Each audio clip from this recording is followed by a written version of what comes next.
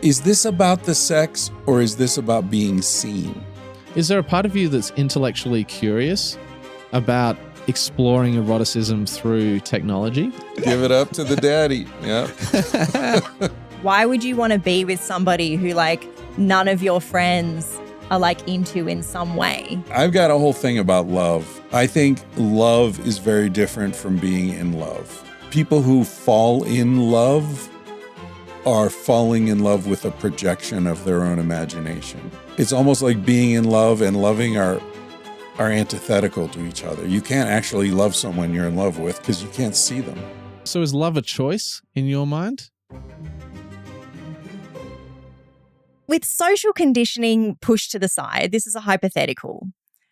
Are humans naturally and instinctively non-monogamous?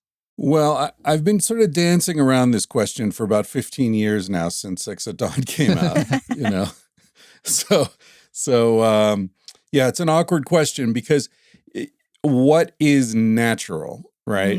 So the way I finesse the question is to say, yes, I believe that Homo sapiens is a non-monogamous species, right? But that doesn't mean that for individual people, monogamy is not a really good choice. And it's easy for some people. It comes naturally to some people, right? Within the context of the species. So, our species is also nomadic, but most of us don't spend a lot of time walking, right? Our species is omnivorous, but some of us are on the carnivore diet or, love pizza, that's our... So, what I said when I gave one of my TED Talks was that we are by nature non-monogamous, but monogamy is like choosing to be a vegetarian and we're an omnivorous species, right? So that's fine. And there's no judgment. And, people misinterpret Sex at Dawn to be saying that non-monogamy is better or more in line with our nature. And so, more natural is superior when you're talking about granola or something, but not necessarily behavior. So, my kind of shtick on that is that monogamy is like being a vegetarian, which can be a wonderful way to live. It can be actually ethically, health-wise, it can be superior to other approaches. But just because you choose to be a vegetarian doesn't mean bacon suddenly stops smelling good. So I do think that if you make a decision that goes against the sort of natural trajectory of your species, there are consequences. And you have to anticipate those and deal with them with some grace, hopefully. So when we're kind of growing up and we've got all the social conditioning, we might have religion, we might have, the family circumstances, we might have potentially, like in my situation, I had no role models of non-monogamous people within my life. Sure. It's like, how do we start to kind of open those doors in our own lives? Because people come to this at varying points. Some people live a whole life before they actually start to explore these concepts of non-monogamy. Like, what is the gateway in for people to experience? If we are this kind of naturally non-monogamous species, like, how do we open those gateways and the portals into that for people? I think we do it. I think if we look at our behavior, porn is massive, right? And most people don't log on to Pornhub or what they're, whatever they're watching and watch the same video over and over, right? Like, or even the same performers. You're watching different people, different situations, and so on. So that in itself is an indication of a sort of an attraction to erotic novelty, right? Look at I think all we need to do is look at our world and it starts to become very obvious that we are sort of an erotically omnivorous species, right? Sex is used to sell everything from beer to trucks to, whatever, breakfast cereal. It's, some hot woman's like, hey, you buy this, maybe you'll get with me. It's like this very sort of basic instinctive appeal. And the same sort of appeals are made to women in different ways.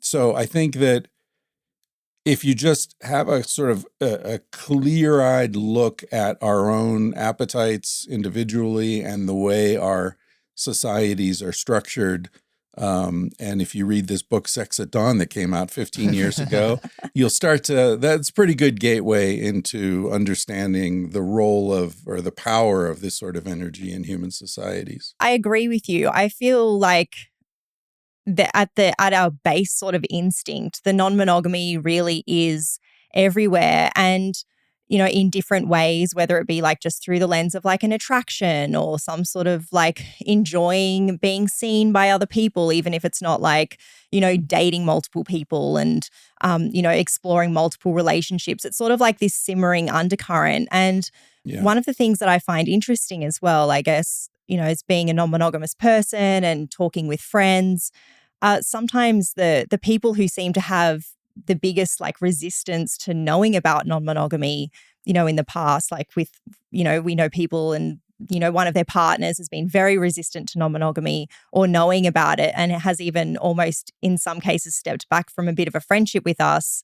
Like later on down the track, we then find out that they were actually having an affair or there was something sort of going on, in that way. And I feel like there can be this real like cognitive dissonance to like being open to non-monogamy, but then also like practicing non-monogamy.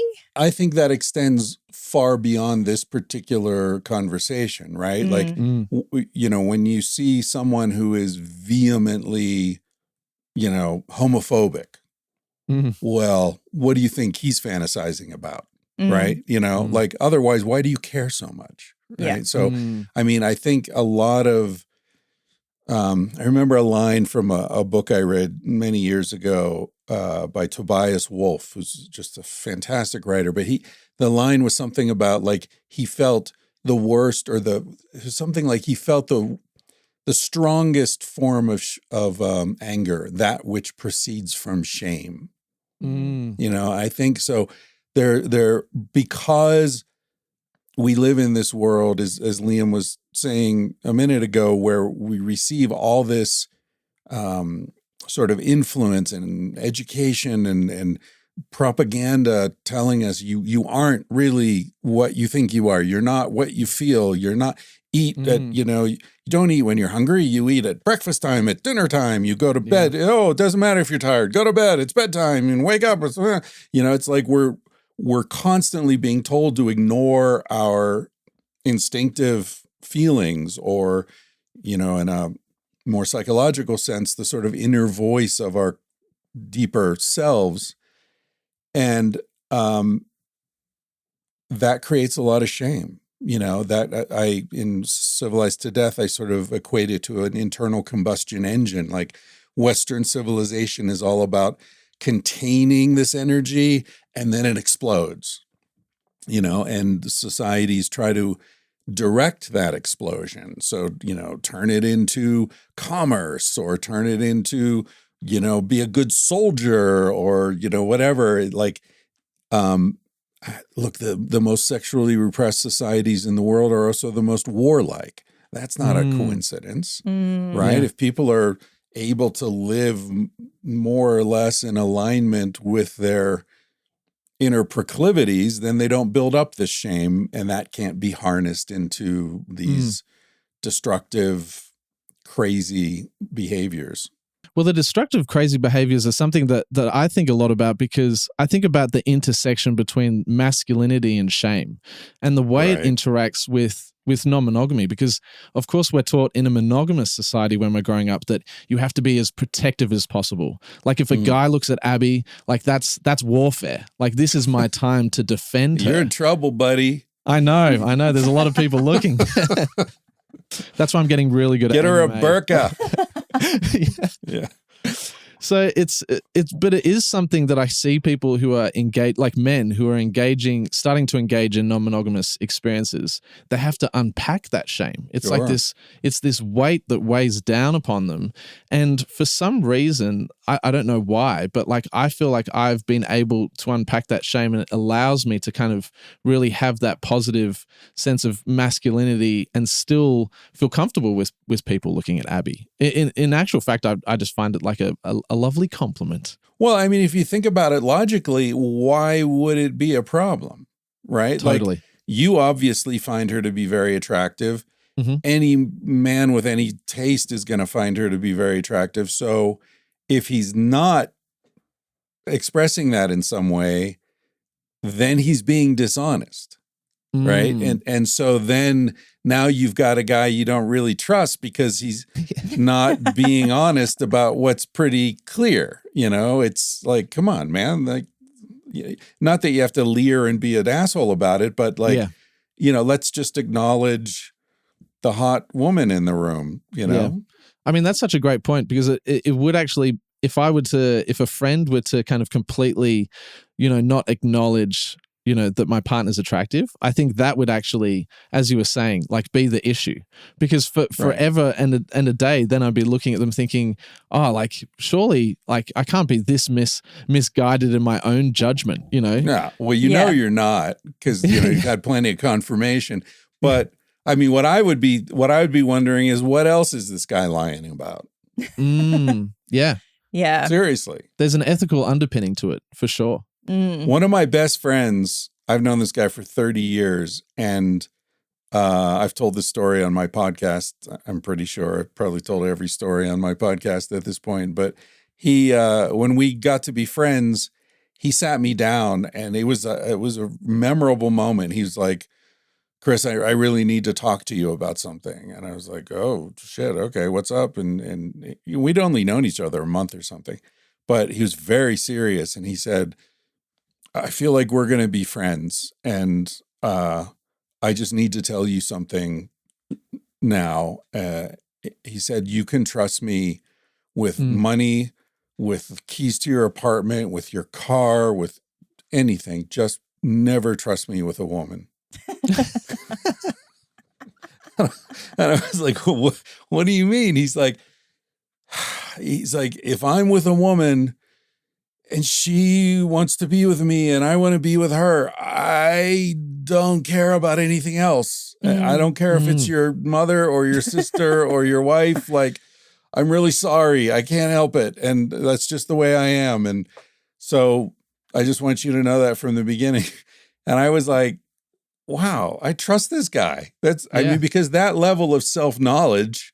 Yeah. Because then later I heard some, you know, he told me about some situations he'd been in where people were hurt because he has this belief that, you know, if two people want to be together, it's nobody else's business. That's just one of his deepest beliefs, and he stands by it. And that made me trust him much more, and we're still really good friends to this day. Yeah, he's like self-aware, and he's sharing where the boundaries are. And then I guess for you, did that impact you? Like, did you then start to, if you know that he's just going to go for it, if he's feeling it, did you then start to like keep partners away from him, or did you feel quite open about it? Like, you just... No, because I mean, I'm kind of like Liam in that sense. Like, I've always felt that, you know, I think I have very good taste in women, first of all, and I don't mean hotness, I mean good people. And so every serious relationship I've been in, I've felt very confident that I don't need to worry that this woman's lying to me. Like, we're close enough, and our communication is clear and deep enough that, you know, she's not playing games with me. She's not going to steal my money or, you know, whatever. Like, that's not something that I've ever felt I had to worry about. And so I knew, like, okay, so if she's hanging out and he's around and whatever, he's going to flirt with her. That's fine with me. I don't care. You know, and he's a gentleman. He's not going to, you know, he's not going to grope her or something, but he's going to explore, like, you know, and also, you know, I sort of came out as being unconventional in this sense a long time ago. So within the context of that, then it's like, you know, actually almost an advantage to have a buddy like that. if you know what I mean. And I think you do. I think it's also back to the like your friends, you know, thinking that your partner's hot. For me, it's such a beautiful, validating thing. It's like, why would you want to be with somebody who like none of your friends are like into in some way? Because it's like if you're choosing a partner, like you want your friends to be like, damn, like, you know, you chose good. And in the like the intellectual sense, like the whole sense, like you said, like not just like a physicality. Yeah, I mean, clearly, that's the thing about this stuff. You know, I know you guys are outliers and, you know, trendsetters in Australia, and you're on all these shows, and you're sort of spokespeople for this weird way of life that you've chosen. But from my perspective, it just seems so. What's weird is the other way or the other ways. Yeah, you know, like you're saying, it's like, well, wait a minute, why would? So I'm attracted to this woman or man, and I think they're awesome. I think I love their energy. I think, you know, whatever. But I want all my friends to pretend they don't notice that. What the fuck is that? That's very strange. Do you find yourself, because obviously you've been non-monogamous for a long time and yourself talking about non-monogamy for a while, but do you find yourself naturally, when it comes to friendships, gravitating towards people who are non-monogamous themselves? Like, or do you feel that there's an equal representation across all your friendships of monogamous people or non-monogamous people? Because certainly we find, you know, that there is an aliveness and a spirit that comes from non-monogamous people. Like, I feel like we can instantly across the room just go, that person's non-monogamous. We should have a chat with them. I reckon they'd be super interesting. It's interesting to think about this. I hadn't really put this together until you asked that question, but on the superficial level, I would say no, that our friends aren't necessarily in that world, or, you know, and also we live in a tiny town in the middle of nowhere. There are no swingers clubs or anything within a million miles of here. Crestone, Colorado is not known for the swingers club. There's not, no. You know, what I'm attracted to is people who have self-awareness and the courage to be who they are. So some of my closest friends, you know, all of my closest friends have read my books, and we've talked about this stuff, and they're not the least bit threatened by the ideas, but they're just like, that's not for us. You know, we've chosen something else. My parents, you know, were famously monogamous forever. And my parents were totally cool with sex at dawn. They loved it. My dad edited it with me and, you know, was very much involved in writing it. So what I'm really attracted to are people who just are who they are. And who you are, that's your business. And they're not threatened by it, you know. But on a deeper level, what I was thinking of when you asked the question, it occurred to me that my best male friends, with a few exceptions, but most of my best male friends have been gay. So, and gay male culture tends to embrace a pretty sophisticated understanding of monogamy, non-monogamy, intimacy versus sex, and all that kind of stuff. So I feel like I have been kind of naturally drawn into a world where these ideas are not only adopted in some way, but I really like people who will talk about anything, who aren't offended, who aren't uptight, who, you know, like whatever you're into, I want to hear about it. It's interesting. It's not threatening to me because I know who I am. I know what I believe. I know I'm confident in myself. Those are the people that I'm attracted to. And I do think that there is a correlation between those personalities and the world of non-monogamy and the world of homosexuality, precisely because all of those people have gone through a coming out experience, right? All of those people have looked at themselves and said, I'm not what I thought I was, what I've been told I was, what my family and friends expect me to be. And I could either continue to pretend, or I could stand up and say, sorry, but this is who I am, and everybody's just going to have to take it or leave it. that's a really difficult experience that every out gay man or woman has gone through. And that's a trial by fire.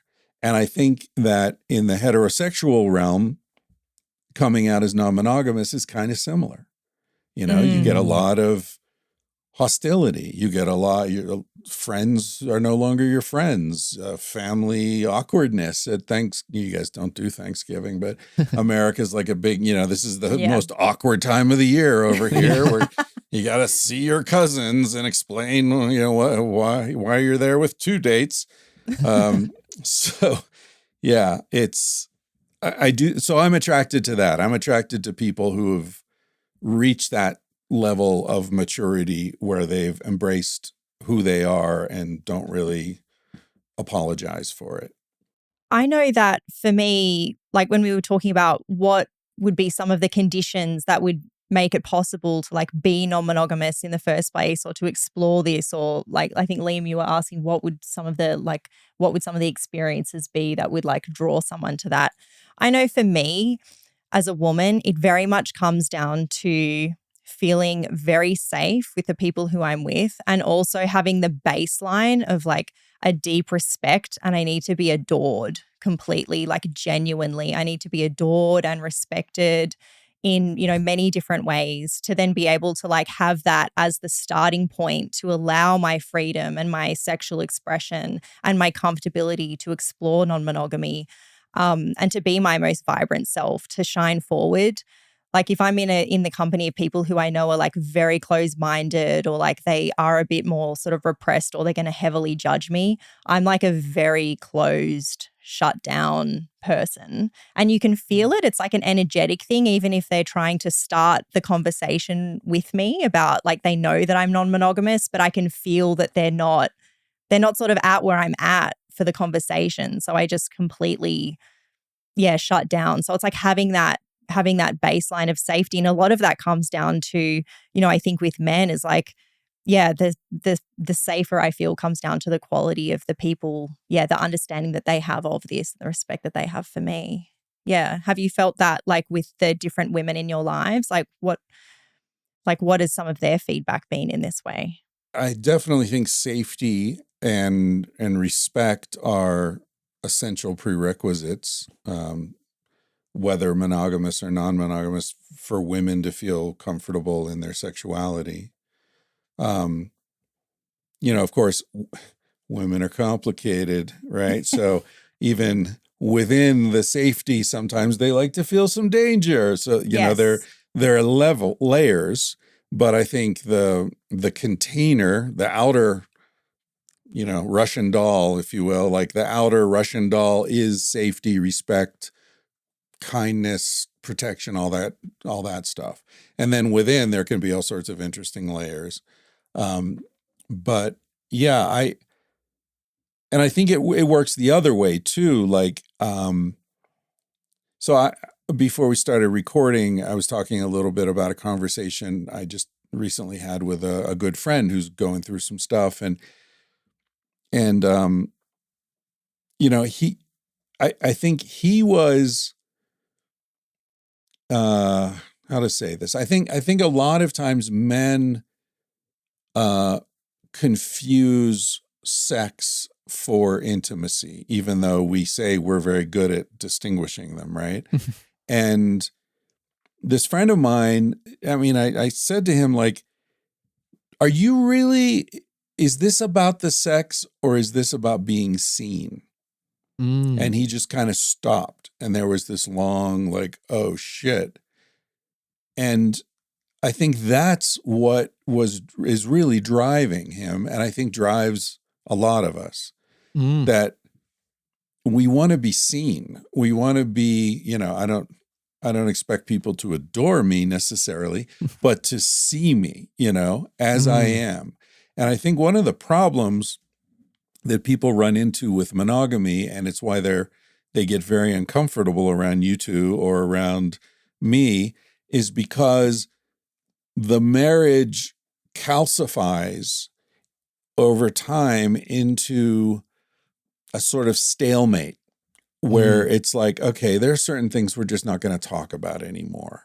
I'm not going to ask for this because I know you don't want to do it. Or, I don't want to know your fantasies because they don't involve me probably, or whatever. Like you just sort of, and I'm not judging anyone, that's sort of the nature of long-term relationships. If you don't break through that stuff, if you don't really make an effort to break through that stuff, it just accumulates, And so there's certain things they just don't want to think about and don't want to talk about. And then when they're around people like you, and it's like, oh, these two are connecting in ways you and I haven't connected in years, if ever.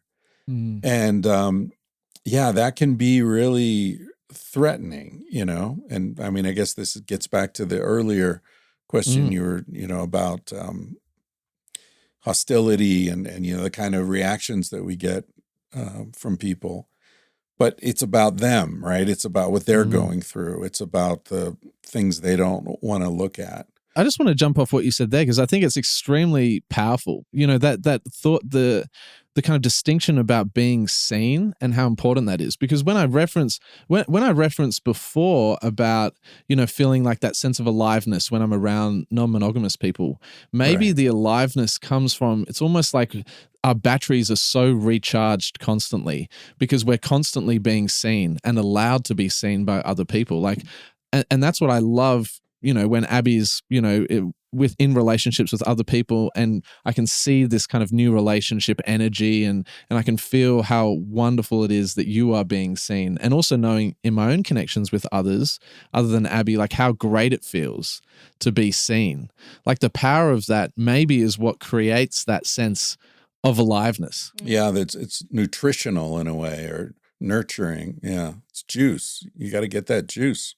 Yeah, but I feel like there can also be that there's like a demonization of that as well. It's like, oh, this person just wants validation, or they're so insecure. What's wrong with them that they, that they need to have this attention or something? And so I feel like there's this balance between like becoming, totally self-absorbed and like needing that attention, but then also, feeling like, no, I do want to be seen and I want to share something with someone and have them respond to it and be involved in this like lovely connective back and forth and the balance of that. And I know that that's what comes up for some people because whenever we do anything on like a bigger media scale, a lot of the comments will be, oh my gosh, so self-absorbed, so just desperate for validation. And that I find that so interesting because for me, I don't see it like that.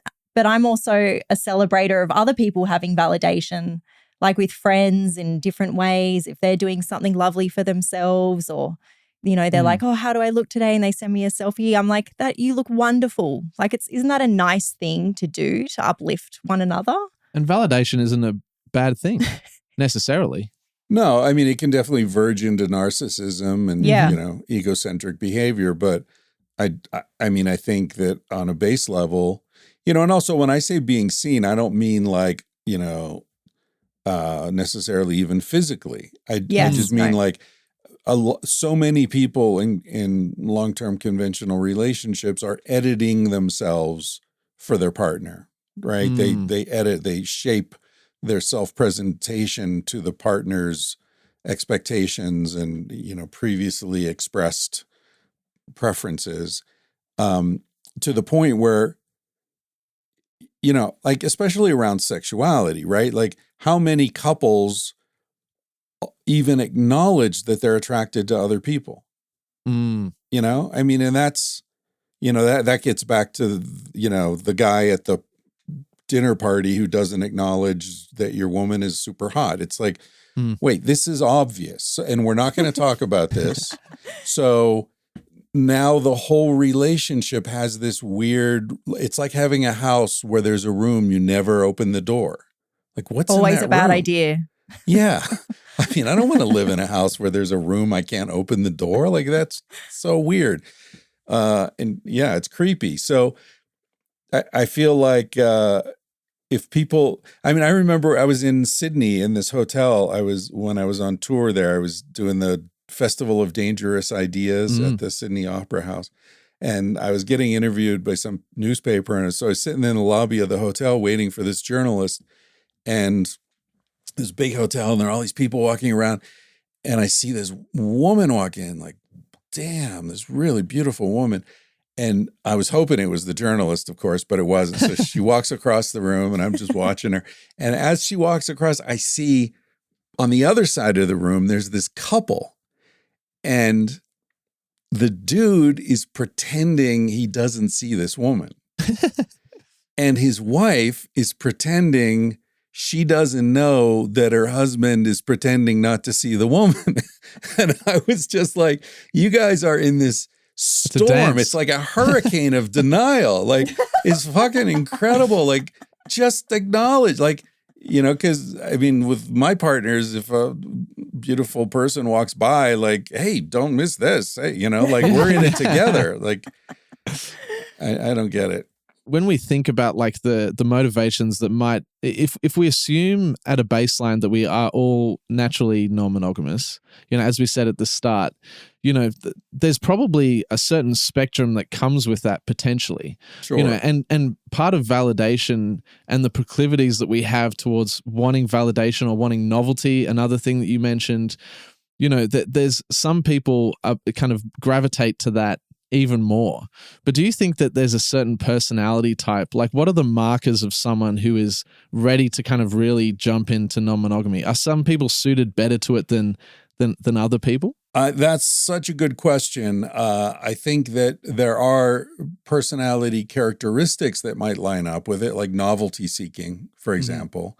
You know, someone who loves to travel, who likes to try different foods, who, you know, likes many different kinds of music, you know, who's seeking a variety of sensation and experience in other parts of their lives. They're probably also erotically, you know, that probably is reflected in their eroticism. But that's on the appetite end. I think the other thing that we really need to focus on is capacity. Because, yeah, everybody, well, not everybody, but a lot of people want to travel around the world, but then they go out and they're like, bed bugs, and I got diarrhea, and you know, the bus is late, and this is a pain in the ass, and then they go home, you know? And so I think that just because it sounds great doesn't mean you have what it takes to, it's not easy, right? So we're talking about like the insecurities that come up around acknowledging that other people are attracted to your partner and your partner is attracted to other people. How do you deal with that? Do you want to deal with that? Right? Because a lot of people, it's like cold plunge, like, oh, Wim Hof sounds cool. And then they put their toe in, they're like, fuck that. I'm not getting in that ice water. That's me. So Abby's no fan of the cold plunge. We did it recently, actually, just as a random tangent. We did it recently, and Abby was not coping. It just didn't. No, it felt like knives all over my body, and I know it was like a test of like the mind and strength and breaking through things.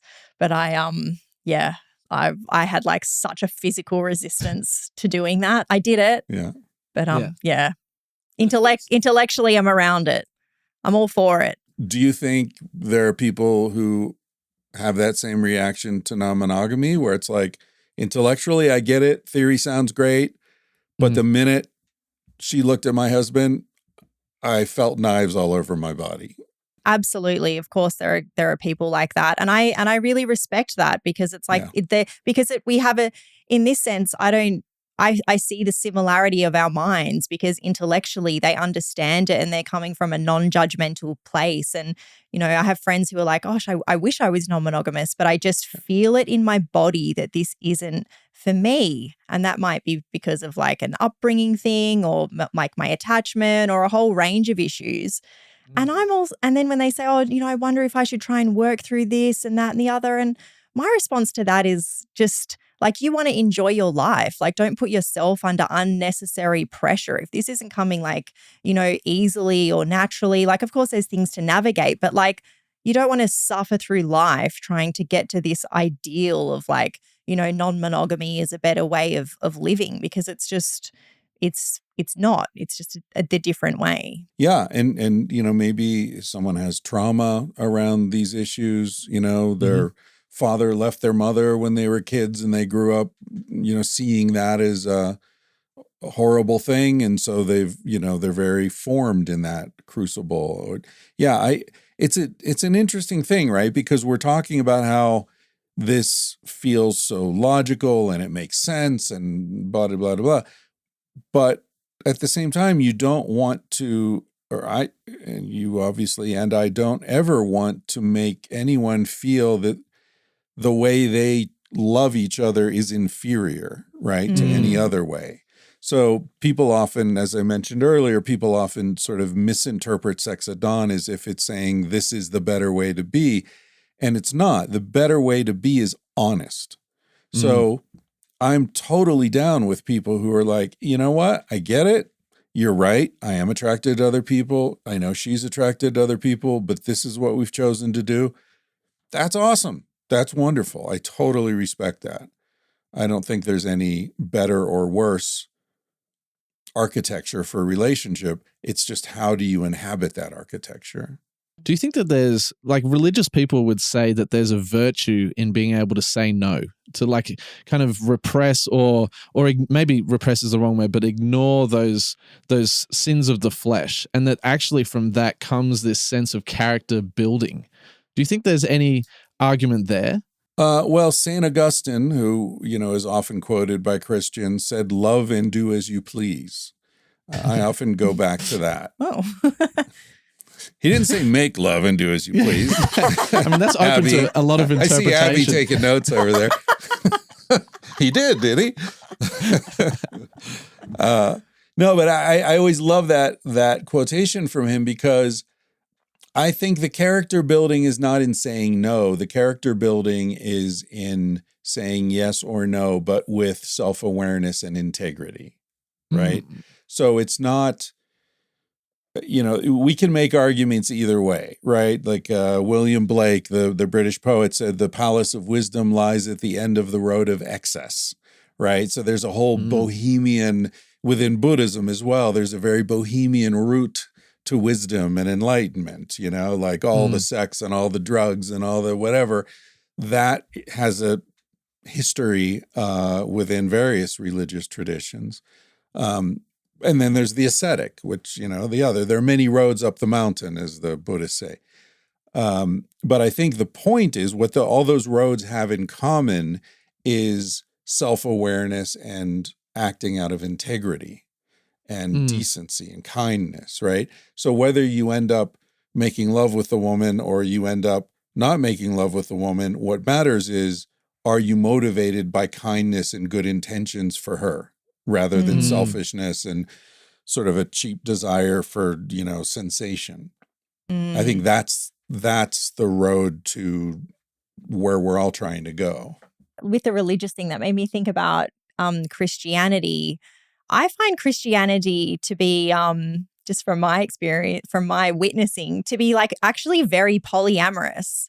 Like when you're looking at marriages, it's like, the ideal of like, marriage between a man and a woman, but then first and foremost, God as well as this like being within the relationship, like as this like, this energy. We're having a three-way with God. God is like the daddy dom, that they didn't originally sort of consent to, but he's just like always, he's like ingrained in the thing. He's watching everything. He's like he's always in the room. He's always watching you. You're married to him first and foremost. He also gets Sunday mornings. So it's like that's very, when we're thinking about time and bandwidth, that's prime time, And that's and then you come and you're like, oh God.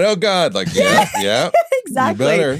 Yeah, exactly. Give it up. Give it up to the daddy. Yeah. That's it.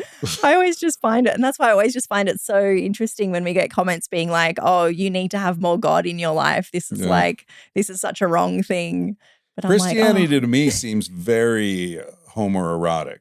I mean, there's a lot of kneeling and, okay, now we're all going to kneel and take the body of Christ in your mouth. Like, really? Seriously? Kneel. So come on, kids, get in line, kneel down, open your mouth. Like, okay, sure. Great. Cool religion. I'm going to get hate mail. I don't care. No, I mean, religion, all religions are ridiculous from outside, you know. Anya and I were just driving through Utah. You guys, I don't think you've been to Utah, but No. Utah, we know about it. Awesome. And it's, you know, it's so beautiful. And we're driving through there and it's like, man, these Mormons, they're gangsters. They're like, yo, here's the deal. We're going to have as many wives as we want. And this state is ours. Like, and it's a big, beautiful state. It's ours. Yeah. Like, what are you going to do about it? Like, the Amish don't have a state, you know? Yeah. Like, it's, they're pretty badass. Yeah. And they're still, even though they legally outlawed polygamy, there's still lots of houses in Utah where there's a man, his wife, and 4 other women living in the house, you know? One of my favorite shows back, when was it, like 10 years ago or so, was Big Love.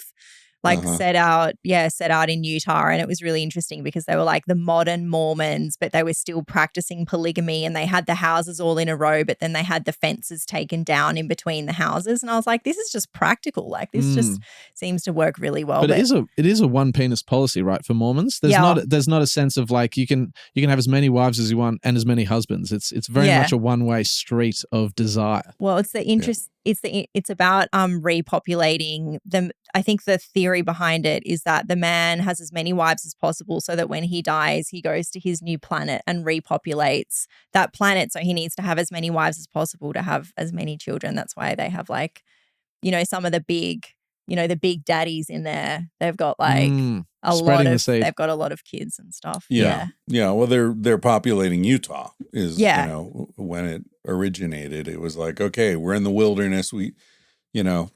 This is a lot of empty space here. The Indians are all gone, or most of them are gone at this point. So we need lots of babies. And, you know, that's a good way to get them. Do you think a lot of Mormons have read Sex at Dawn? You know, there are a lot of former Mormons who listen to my podcast that I've met over the years. So I couldn't tell you, you know, any statistical certainty how many Mormons have read it. But the ones who do, it resonates, you know. And these people, I've met a lot of them because, you know, we do this thing where we drive around in the van and we have meetups in different towns and all that. And so I've met, many, and some are still good friends. And I really like Mormons.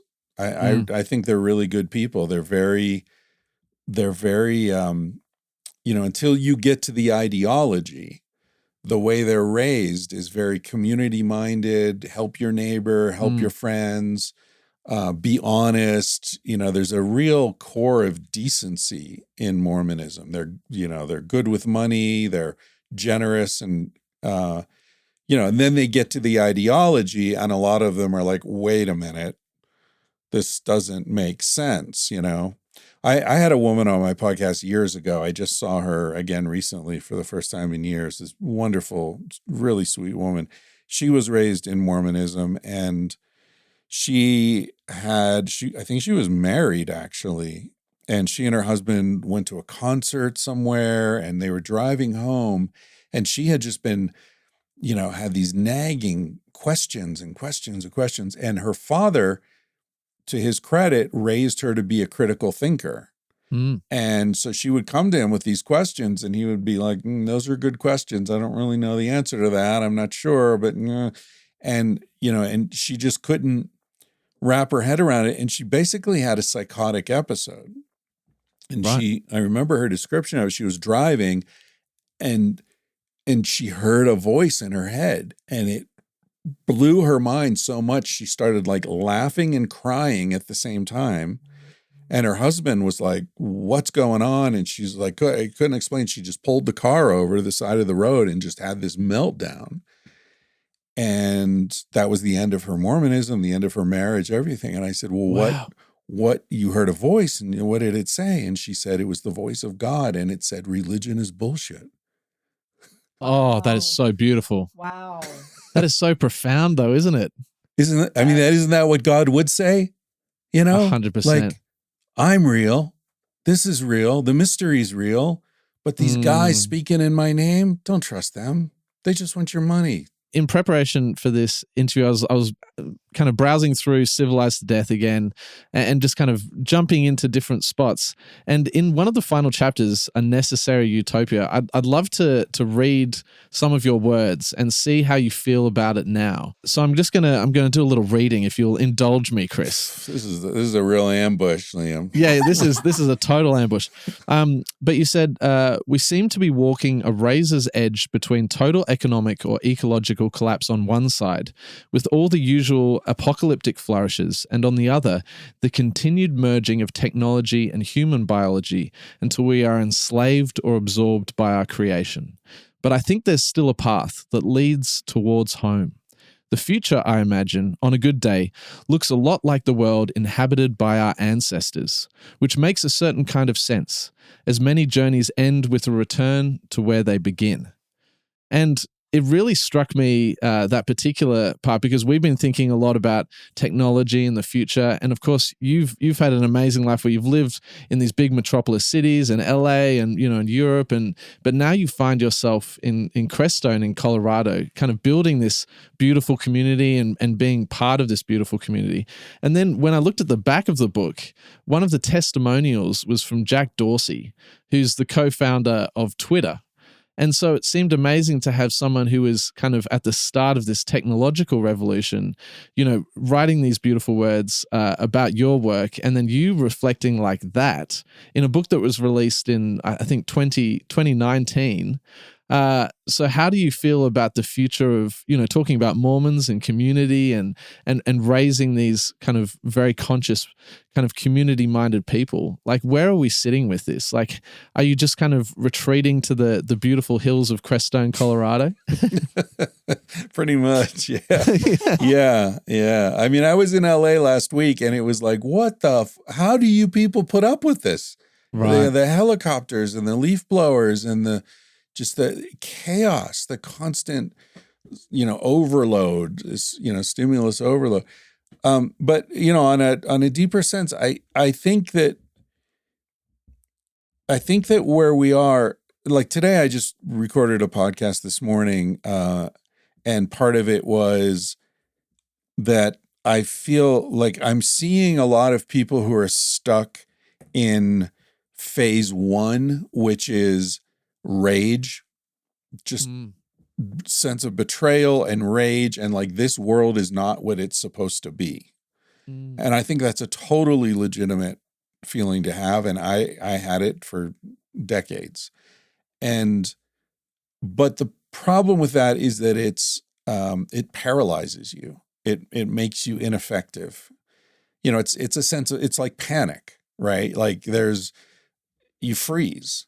And I think the second phase is, okay, the world is as it is, now what?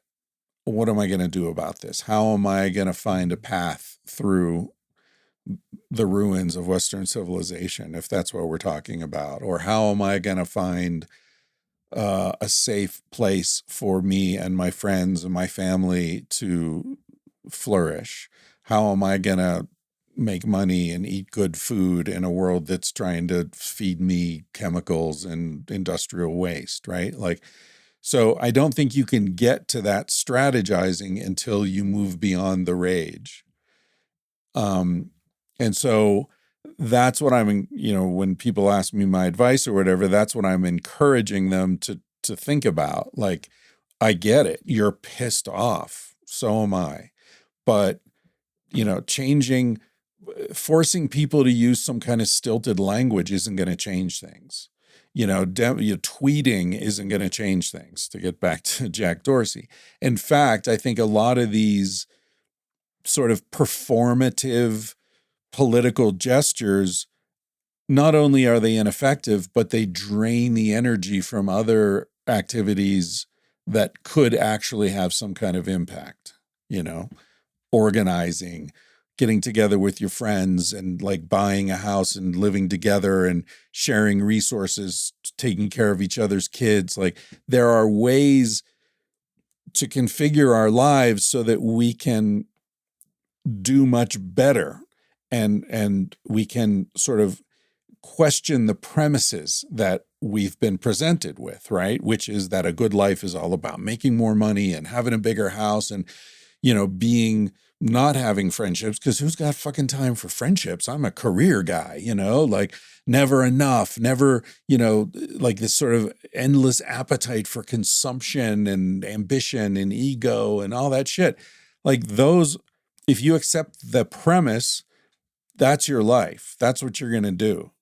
And for people who are enraged, as I think all of us have been, and most of the people that we spend our time with have been, what we need to do is question those premises and say, okay, how can within the reality of the world as it is, this historical moment, how can we have a better life? And how can we help people? How can we spread more good energy and healing within the reality that we face? So, yeah, I mean, I think that's where we are. We are on a sinking ship and we're all looking for flotation devices, And so freaking out and screaming that the ship shouldn't be sinking is not helping. To bring it back to the sort of main topic at hand here, I feel like what you guys are doing is very political. I don't know if you think of it in those terms, but it's very subversive, right? Because you're questioning one of the central premises of Western civilization, and you're demonstrating a way to make your own adjustments that are prohibited to most people can never even know there's an option. I'm sure you get this from people a lot. Like, I didn't even know this was a possibility. Like, what are you talking about? You guys are doing something very subversive when you show people, it's like people who, work half time and co-house with another family. It's like, I'm working 20 hours a week and our quality of life is better, and our kids are playing with their kids and there are, several adults around to take care of them and the kids love it and the adults get a lot of stress relief. And, it's just like, that's what we're trying to do here. We're trying to replicate sort of, pre-industrial, pre-civilizational reality of social organization, which is much more cooperative and, it's not nuclear family based, at least not exclusively. Well, I think there is this perception of people who are throwing things out into the void on social media, like that kind of performative activism or whatever it might be, that they are, really affecting change. But I think your point of kind of making the world a little bit smaller in a direct sense, it's like, be nice to your neighbor, be nice to your kids. Let's start there. Like, how many people are posting about this or about that, and then they're actually just not spending the time devoting that to their children? It's like we should start to kind of realign in some ways in which we start small and then, see the ripples of that and then kind of look big. But it's interesting that you bring up the kind of what we're doing is political, because we do think about that a lot, because we don't necessarily talk about politics deliberately, because I think the underlying current of compassion and kindness and honesty and being good, honest people, that can happen across the whole spectrum. Sure. If we've got a flag in the ground about one particular topic that's trending at the time, immediately you can alienate some people in those discussions because they go, oh, well, I don't see myself in that particular topic. So, I'm just going to move along. But non-monogamy for me acts as this catch-all of like, there's a through line of compassion. Like, we know plenty of people who are conservative, non-monogamous people, and they're lovely people, but they just don't vote in a way that some people would necessarily agree with. Just like we know a lot of, left-leaning people who are also great people. There exists commonalities that non-monogamy shines a light on, I think. I think it's important for us to talk from a values point of view. And we've had situations, I think we might have spoken about it on the podcast once before, but we had a conversation night a number of years ago, an in-person conversation night. And there were people at the evening where if they had met one another online or followed each other's social media, they would be completely, like, they probably both both sets of people wouldn't have come to the night. There would have been all of these preconceived ideas, but it was actually the fact that they didn't have access to each other in that way. They were meeting for the first time. It was this beautiful witnessing from Liam and I of these people, you know, getting along, having compassion for each other, hearing each other's stories, and just like the actual unity that came and was formed on that night. And I think whilst online spaces can have their benefits and their pros, of course, there can also be like this immediately like having that preconceived idea, closing down and othering of one another. And I think that's why, you know, for any of those conversation nights, we actually consciously don't connect people in advance. It's up to people. If they connect, they can exchange details, but we're not running an online community for this because it would become an out and out. You know, I mean, in certain instances, it could become quite conflicted. Have you noticed it with your work that it attracts people from all across the spectrums? Obviously, it's hard to know who's reading it. I only know who contacts me, or you know who reviews the books or whatever. But I have noticed, and the research demonstrates this as well, that, for example, in the swinging community, there are a lot of conservative people, a lot of police and, you know, like law and order, Midwest kind of those folks.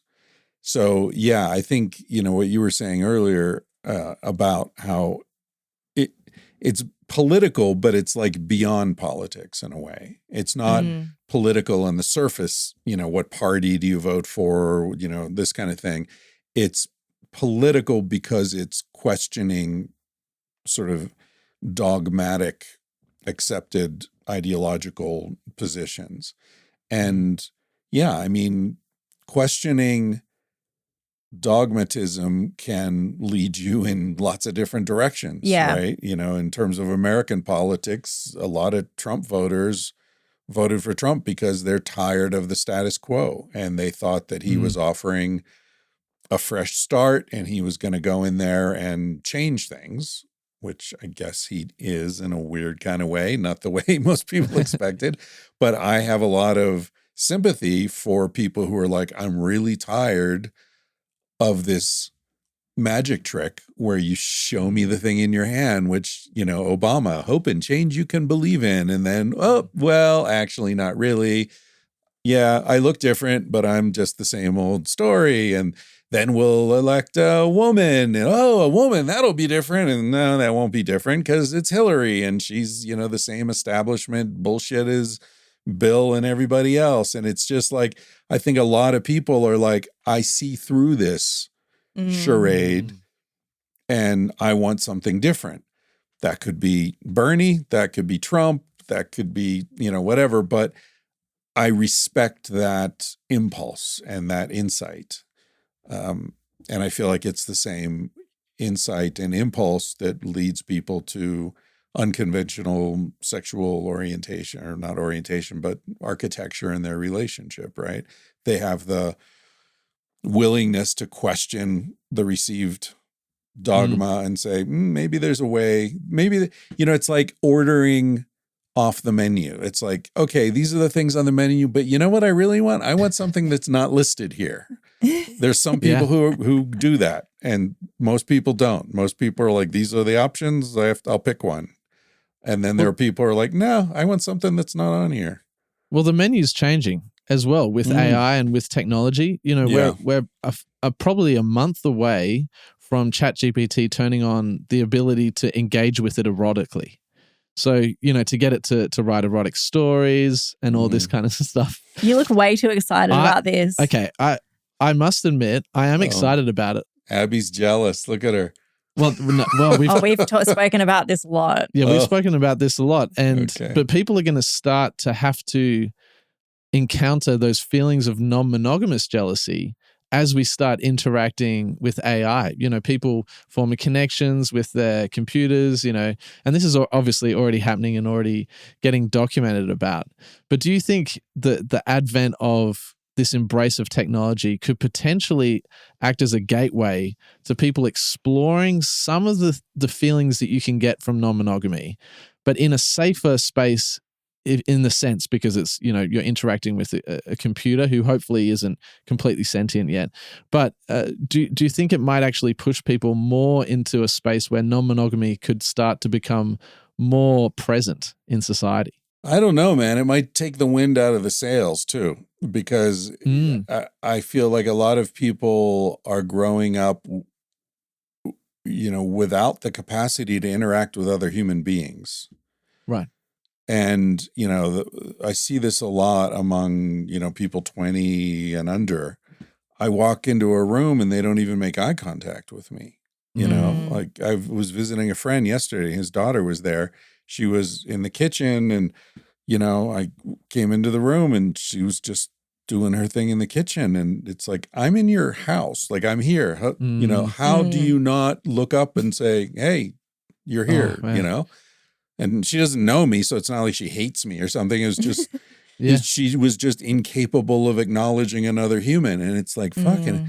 So, you know, and then other friends of mine are on these dating apps and, you know, like this friend we were talking about earlier, and he was showing me these profiles. And it's like, I mean, I understand the efficiency of it, right? If you're looking for a, you know, submissive, queer, you know, whatever, purple haired, like, okay, we can narrow it down. But you're skipping a lot of really interesting stuff, those conversations, you know, the sort of process of getting to know someone and presenting yourself to someone is being skipped. And I feel like technology, from my perspective, is much more likely to lead to emotional and erotic impoverishment than enrichment. There's an atrophy that could definitely come. And this is what I'm very present of, because I am a little bit excited about being able to put in any fantasy and being like, write me a little, you know, bedtime erotic story. You know, there is like, it takes Abby, you know, it would take you, you know, an hour to write, you know, well, maybe not an hour. Maybe I'm underselling speak it to you. You can speak it to me. Well, that's what I was saying. Like, you whisper it in your ear. Like, that's so much better, right? Sunday morning when you're not at church, you know? Or when you are at church. That's even hotter. Hey. It is something that, you know, I think I'm interested about engaging with, not in a way that would be a replacement. And I think in many ways I'm in a privileged situation because I already do have an abundance of real erotic connection. So really it's just an icing on the cake. But like you're saying, people who are going to grow up with this, you know, people are going to spend formative years in their teenage years, and that's going to be like how they explore their sexuality. Like it's hard to be optimistic about where we are. Yeah, and don't we already see that happening just with porn, right? With kids that grow up with porn have very bizarre, unrealistic expectations of what sex with another human being is going to be like, and often they decide they don't want to go through the trouble. They'd rather just have the porn. So you can just call up, you know, Japanese gangbang if that's what you're feeling, but you can't call that up in real life. That's really hard. So I'd rather just stay home. And, you know, I feel like that's happening, combined with the social awkwardness. And now you've got, with AI, it's, as you're saying, it's going to be, you know, sort of scripted to your particular, even if you don't prompt it. Maybe you don't know what your fantasies are. Maybe AI has a better sense of what your fantasies are than you do. Maybe AI is picking up on some submissive kind of tonality in the way you write or the way you do searches or whatever. And maybe this would be a positive thing potentially, but I feel like they'll find a way to use it to make money and fuck you over. But it could be interesting in terms of self-exploration, you know? Like, you know, AI could be, you know, how like a therapist watches your body language when you're talking, and a good therapist sees into you more deeply than you see into yourself, right? That's what we pay for when we go to therapy. Maybe AI can do that. It certainly seems to be better than medical doctors at physical diagnosis. Is there a part of you that's intellectually curious about exploring eroticism through technology? Like, are you intrigued by it? No. I'm really not. Fascinating. I find technology to be anti-erotic, which I can say openly now that my podcast is no longer sponsored by a vibrator company. Right. It was for a year or so. Good vibrators, top of the line vibrators. But no, I find, I mean, my whole thing intellectually is that we're moving in the wrong direction as a species. So I'm certainly not going to embrace it in eroticism, because I don't even like talking on the phone, honestly. I feel like, interaction mediated by technology doesn't feel good to me. I think it's going to get very weird very quickly. I already know some people who are really talking to ChatGPT as if it's like a therapist, a partner, a boyfriend. And these are people who are monogamous. They're in monogamous relationships and they're going to ChatGPT for things. And I'm saying, oh, this is like a gray area here. This is feeling like a little bit in the infidelity space. It's like, even if it's not a real, it's like it's not a sentient being. It's like, it's a computer and it's just, grabbing the information that it can. It's still your emotional experience with that. And then gradually over time, with these perfect answers or all of these, these perfect questions that it's going to form based on, your internet searches, what it already knows about you, all of that, plus with the little compliment that it always gives you at the beginning, like, oh, what a thoughtful thing to ponder. Here's what I think. It's like at a certain point, people are just going to stop going to their partner completely because they're just being so seen. And even if they're not really being seen, it's not real. It's the illusion. So what's the difference? Because if we're in our own realities and we're connecting with each other, my reality meets your reality and together we're making sense, what's the difference then for me? I think this is going to be a big infidelity thing. Yeah, and that's an example of what I was referring to in that section that you read, Liam, where I feel like there is a merging with technology that's happening where we become an adjunct to the technology. And this is how it's pulling us in, right? There's a great book called The Erotic Engine, I think it's called. Ooh.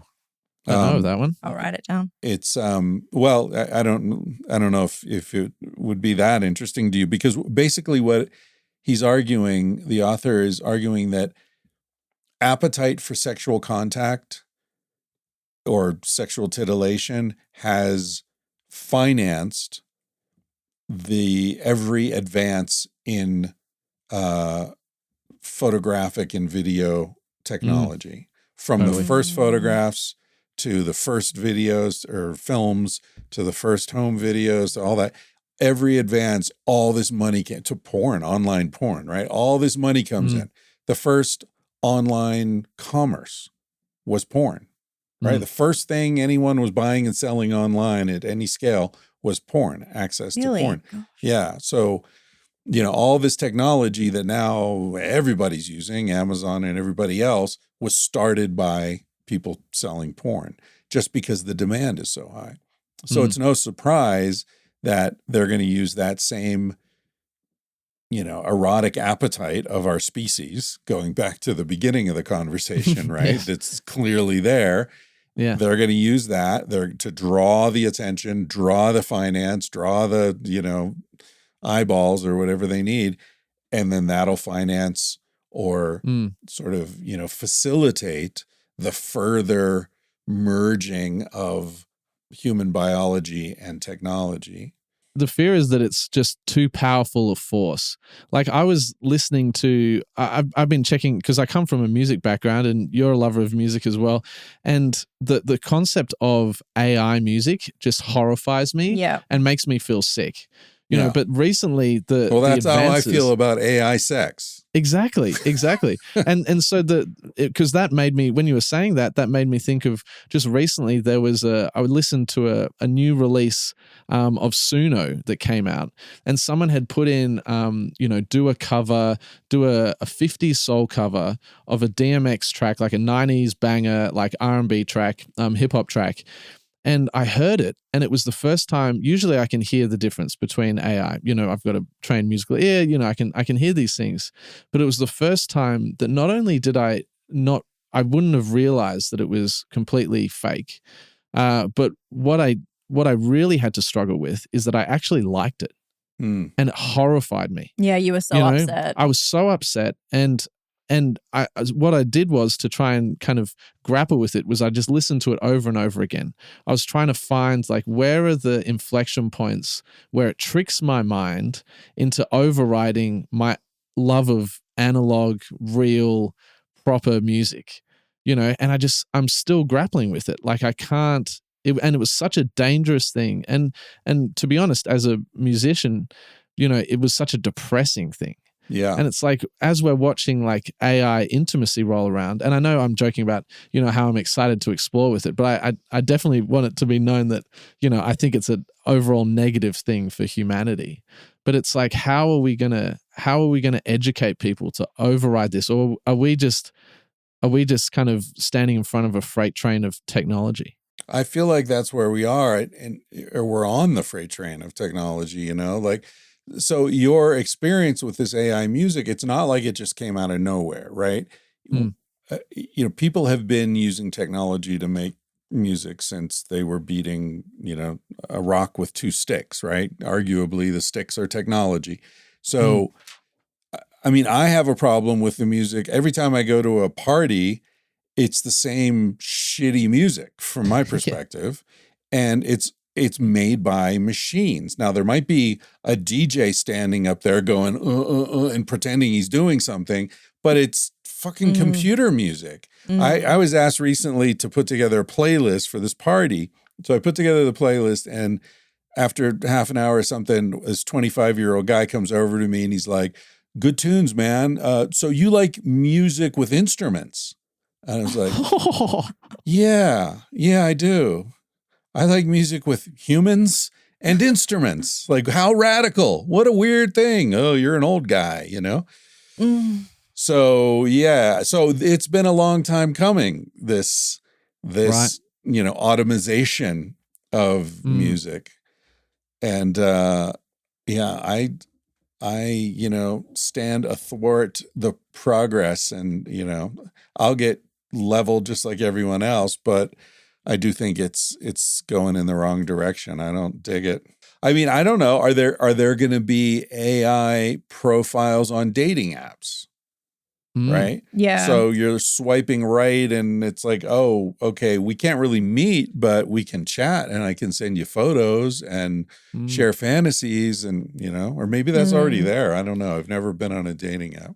Yeah, I read something the other day that said basically what for online dating it looks like I would have an AI agent and another person has an AI agent, and because like we can't be bothered to do the chatting with each other, it's like our AIs would chat with each other to like get through all of the like, are you compatible, like what, you know, ticking all the right boxes, and then your AI after the chat will then bring it back to you and be like, this is who I have, now you choose. Do you watch Black Mirror? Oh, we love it. And we're in it now. This is where we're at. Yeah. Well, you just reminded me of that. I can't remember the name of the episode, but it's about a dating app. Have you seen that one where... Is that where you rank people and they get like the...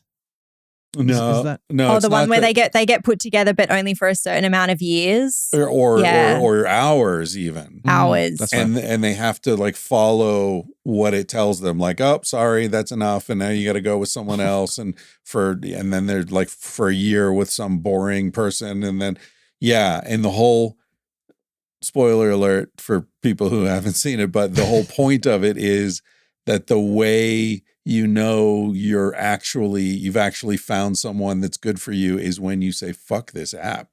Yeah. Let's go real. Let's get real. Let's get out of this illusion. Yeah. Yeah. Where are you on the simulation theory? I think it's bullshit. I think it's silly techno egotism. Yeah, that's what I think. I mean, come on. Like we're always like, you know, every new technology, there's some shithead who's like, this is going to be the biggest thing ever. I remember fucking Segways were supposed to change the world. Like, you remember, you know, like what the fuck happened to that? You know, just broke a lot of people's bones. Yeah. I mean, and now they're like at the airport. Like there's one guy at the airport cruising around. Like, you know, it's just, we're so arrogant every time we come up with something. And so now Elon Musk is saying, you know, he hits a doobie and he's like, it's all a video game. Like, no, no, it's not. It's 3-dimensional. They're living sentient beings. You know, it's no. Again, I feel like that's the intellectual equivalent of saying, you know, we're going to create AI love or something like that. Is never gonna happen, because the reality of love is it has to involve more than one human being, or maybe not even human. I love my dog. I love, you know, whatever, but it requires life, not electricity. So if a person is in love with a sociopath who's like has them under the illusion, and it's not, you know, the sociopath isn't giving love back, but that person really feels a real love, like a genuine love for them. Is that love? Oh, you're opening up a can of worms here. Because I've got a whole thing about love. I think love is very different from being in love. Yeah. I think being in love is essentially, I'm using the word immature, not as an insult, but as a distinction from mature. I think people who fall in love are falling in love with a projection of their own imagination. That's why it happens suddenly. Yeah. That's why it's so overwhelming. That's why it's so intense. That's because they feel like this person will complete my life. This person will solve my problems. So it's this huge, drunken, incredible feeling of transcendence.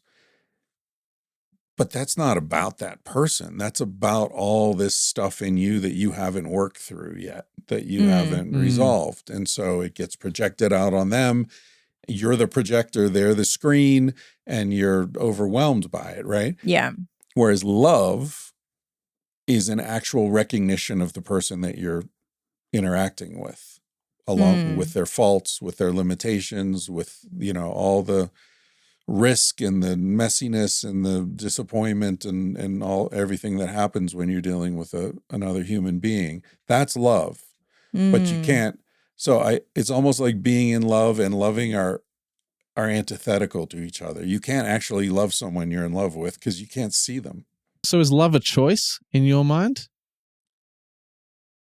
I think it's not a choice in the sense of I'm going to choose to love this person. I think it's a choice in the sense that and I'm going to sound like a real, like, sort of arrogant shithead here, but I feel like if you cleanse your heart and your spirit, if you work through a lot of these things that limit us, I think love becomes ubiquitous and you start to love pretty much everyone in different ways to different extents. But, you know, when I was young, I thought love was the rarest thing in the universe.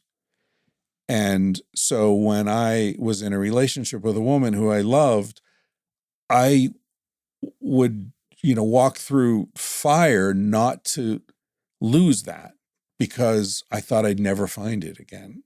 Because that's how it feels, right? I mean, love feels so precious and so rare and so amazing, and like you have to hold on to it. But as I got older, so I sort of have this scheme, like in a relationship, you need love, you need compatibility, and you need attraction, right? And I always thought, okay, so love is the rarest, and compatibility is pretty common, and attraction is pretty common. And so if you find love, you got to stick to that. And then as I got older, I realized actually love is really easy. That's the easiest one. Attraction's a little harder, but if you love someone, you can become attracted to them generally within certain parameters. What's really rare is compatibility, right? So as I got to know myself more, I realized like, I actually, the list of qualities a woman needs to have in order to be compatible with me is actually a lot longer than the list of qualities she needs to have for me to be attracted to her or for me to love her. So it's kind of a revolution in the way I thought about this stuff. And maybe it's just because I'm a weirdo that my compatibility list is longer, you know. Maybe if you're just straight down the middle normal guy, it's not such a big deal. But, you know, for a woman to be comfortable in a relationship with me, she's got to be a pretty strange woman. Strange is the best. Yeah, I feel the same with Abby. I mean, it's remarkable that we managed to find each other. Considering we're in a small city, you know, all the different life circumstances. We talk about it all the time. Because even though on the surface we might be less weird than we actually are, we are just profoundly weird people. Yeah. And we actually really lock into each other's weirdness and almost open up new aspects of the weird. Yeah. Which for us, and well, I'll speak for myself, is part of the power of the love. Right. You know, it's like that, you know, looping back to what we were saying before, it's about being seen by a partner, not physically, but just emotionally in that weirdness. Yeah. And imagine like either one of you trying to make it work with someone who's threatened by your weirdness or just doesn't get it, isn't amused and intrigued by it. It's like, that's rough, you know, that's a really rough place to be. Well, Chris, this has been an amazing conversation as always. You're the best. Yeah. I love chatting with you. Yeah. Thank you so much for coming on the podcast again. It's just Congratulations, so awesome to hang out guys. with you. Yeah. 100. Yeah. 100. That's awesome. I know. I'm really honored that you asked me to do this.